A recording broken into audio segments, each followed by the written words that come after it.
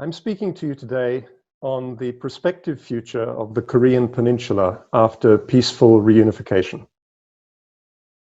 On the one hand, the reunification of the Korean Peninsula may be seen as inevitable. A people who share the same language, traditional culture, and ancient history cannot possibly remain divided forever. A period of some 75 years of separation must certainly be seen as a temporary anomaly when set against the vast millennial sweep of shared history. A division that is a relic of Cold War geopolitics surely cannot persist much longer in the 21st century world that is so radically altered since then. On the other hand, this division has proved extraordinarily resistant to historical shifts that have rewritten the world order elsewhere. The bloodshed and bitterness of the Korean War have left a persistent legacy of hate, fear, and suspicion in the minds of people on both sides of the divide. Big power competition and confrontation has continued to play out on the terrain of the Korean Peninsula and helped keep it divided. And the different political, social, and economic paths traveled by the two Koreas in the intervening years have compounded a division based on ideology and conflict, with a division based on mutual incomprehension and indifference. Nevertheless, the extraordinary events of the last couple of years have shown that the pivot between the apparently impossible and the seemingly inevitable is very finely balanced and can swing wildly back and forth. In 2017, the Korean Peninsula seemed to be on the very brink of war, threatening catastrophic human and economic consequences, not just for South and North Korea, but for the region and the world. But then, in 2018, peace suddenly, miraculously, became possible, following the Olympic peace moment and a series of high-level political summits which produced images that most people could hardly have imagined. However, in 2019, the political atmosphere chilled once again, and the momentum for peace seemed to evaporate. Throughout these dizzying fluctuations, and for more than 3 decades previously, the focus of the World Council of Churches' work for peace on the Korean Peninsula has remained essentially the same: promoting and facilitating people-to-people encounter between North and South Koreans, accompanied and supported by well-wishers from around the world. Whatever the political leaders might or might not agree, ultimately, the real foundations for sustainable peace on the Korean Peninsula must be built between the people through the simple but incredibly profound act of encounter and mutual exchange and understanding. What we have learnt from these decades of engagement in people-to-people encounter is that North and South Koreans, when enabled to meet, recognize in each other their common humanity, their common Koreanness, and a shared hope for peace and togetherness rather than conflict and division. That mutual recognition is a powerful antidote to the enemy images, suspicions, and disillusionment that have otherwise prevailed in much of the modern history of inter-Korean relations, and it is an essential foundation for reunification.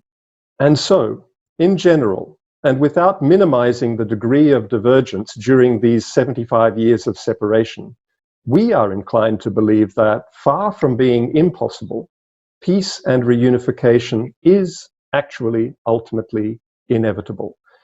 That the unhealed wound of division will eventually be healed, and that when it finally comes, the healing will be much swifter than we can presently imagine.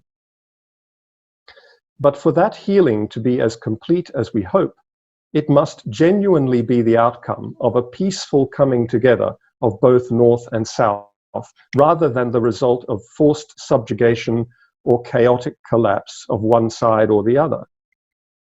Any attempt to create reunification by military force, political confrontation, or extreme economic pressure inevitably carries an unacceptable risk of catastrophic conflict with unimaginable humanitarian consequences for the region and beyond. So, what sort of Korean reunification can be envisaged through peaceful means? Can two such radically divergent political and economic systems be combined in a single unified sovereign state?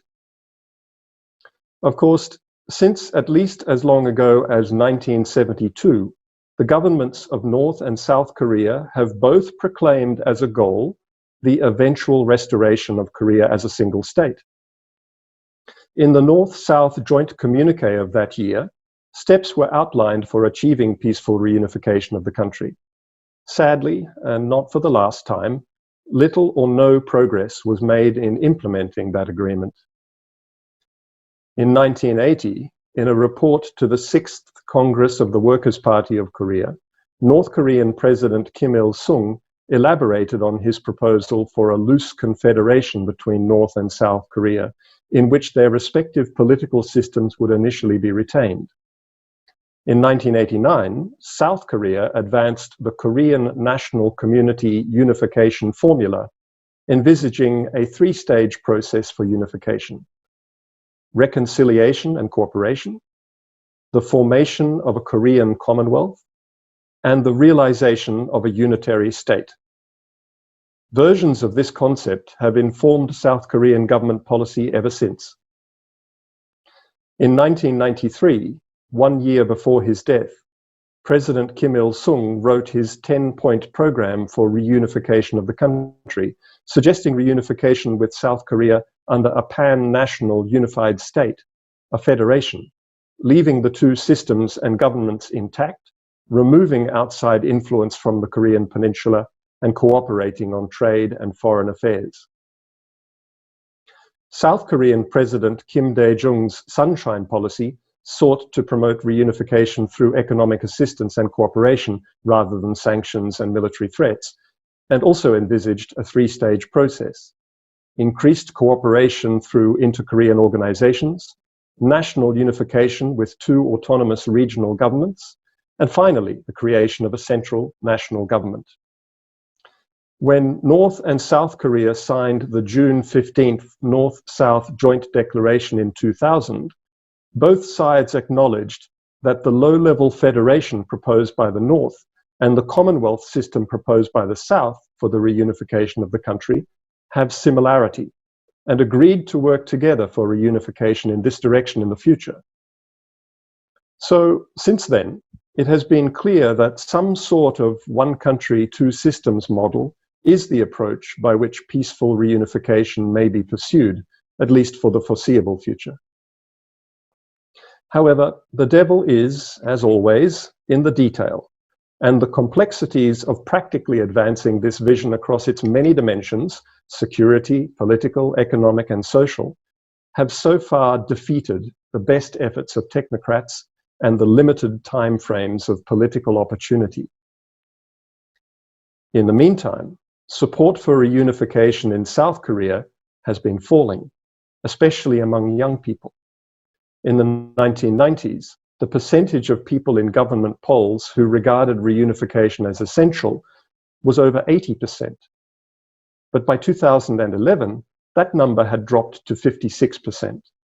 And according to a December 2017 survey released by the Korea Institute for National Unification, 72.1% of South Koreans in their 20s believed reunification to be unnecessary and were more concerned about issues related to the economy, employment, and living costs. Furthermore, poll results indicate that a majority of South Koreans are not willing to see their living conditions suffer in order to accommodate the North. However, if these obstacles can be overcome, and if other nations will refrain from pursuing their own strategic interests at the expense of the Korean people, and though the costs of reunification may be daunting, the benefits will be enormous. Most obviously, the economic benefits have often been focused on, though not always constructively. The costs of maintaining the division and military standoff are vast, and entail additional incalculable opportunity costs. In the current context, both Koreas budget disproportionately on defense, and 2 million North Korean youth are bound to compulsory military service for 2 to 10 years. Moreover, the division of the Korean Peninsula has negatively impacted development of infrastructure for transportation and communications that might have enhanced export-oriented economic development.